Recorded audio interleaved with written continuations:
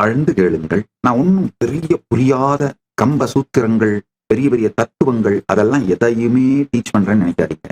ரொம்ப சாதாரணமா நிஜ சத்தியங்கள் அதை மட்டும்தான் உங்களுக்கு சொல்றேன். ஜஸ்ட் நீங்க எங்கெல்லாம் கண்ணை மூடிட்டு பிளைண்ட் ஸ்பாட்டோட லைஃப் ரன் பண்றீங்களோ அங்கெல்லாம் உங்க கண்ணை திறந்து விடுறேன், அவ்வளவுதான். அதனால ரொம்ப ரிலாக்ஸ்டா வேணும்னா ஒரு 2 கப் டீ எடுத்து வச்சுக்கோங்க.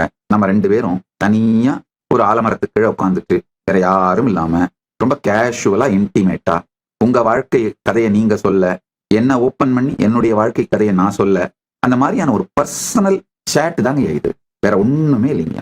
ஏன்னா இந்த கான்வர்சேஷன் முடிஞ்ச பிறகு எனக்கும் உங்ககிட்ட இருந்து ஆக வேண்டியது எதுவும் இல்லை, உங்களுக்கும் எங்கிட்ட இருந்து ஆக வேண்டியது எதுவும் இல்லை.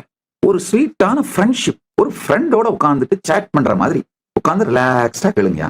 அது மாதிரிதான் எளிமையான உங்களுடைய சாதாரண வாழ்க்கையிலே நிஜ சத்தியங்களை மட்டும்தான் சொல்றேன். பெரிய பெரிய சாஸ்திரங்கள், உபனிஷதங்கள் அதுல இருந்தெல்லாம் கோட் பண்றேன். ஆனாலும் உங்களுக்கு புரியற சாதாரண வார்த்தையில தான் ரொம்ப ஸ்வீட்டா சிம்பிளா தான் சொல்றேன். அதனால ரிலாக்ஸ்டா உட்காந்து கேளுங்க. பகவத்கீதையில் ரொம்ப அழகா சொல்வாரு பெருமான், சயேவாயம் மயோதேக்கிய யோ புரோக்த புராதனக பக்தோசி மே சகா சேதி ரகசியம் ஏதத் உத்தமம்.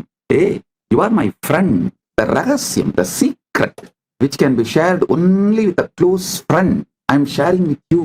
நான் அது மாதிரி தான் இப்போ உட்காந்து பேசிட்டு இருக்கேங்க. அதனாலதான் பெரிய வார்த்தை அலங்காரங்களோடு, வார்த்தை விளையாட்டுகளோடு, ஈவன் மரபு சத்பாஷையில் கூட பேசாமல் உங்களுக்கு புரிகின்ற ஜென்சி தமிழ்ல தான் பேசிட்டு இருக்கேங்க.